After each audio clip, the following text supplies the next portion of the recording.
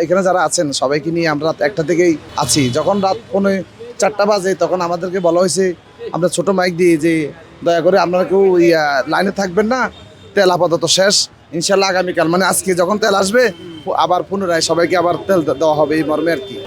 এখন এখন আমরা অপেক্ষায় আছি, তেল নিয়ে আসতেছে, আসলে ফিলিং করলে আমাদের তেল দিবে, আমরা তেল নিব। খাওয়া দাওয়া আসলে খাওয়া দাওয়ার ব্যাপার না, আসলে মূল কথা হচ্ছে আমার গাড়িতে কিন্তু কালকে একটা বিরিয়ানির প্যাকেট ছিল, তো আসলে কোনো না কোনো কারণে আর কি, তো এটা খাইনে রাত্রে রয়ে গেছে, এই বড় রাতে স্যারির টাইমে খাওয়াটা খাইলাম আর কি, গাড়িতে বসে। আর অপেক্ষায় আছি কখন তেল আসবে, আমরা আবার ইনশাল্লাহ সবাই তেল নিব, এই মর্মে আর কি। আলহামদুলিল্লাহ, আমার জেলা হচ্ছে কুমিল্লা, লাকসাম মনোহরগঞ্জ।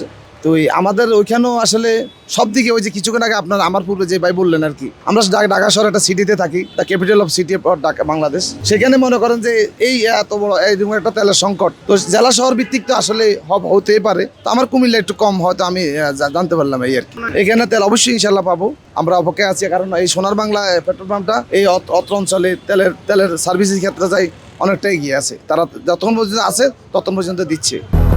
200-র বেশি সার্ভিস ও ফিচারে লেনদেনের সব বিকাশ অ্যাপে সম্ভব।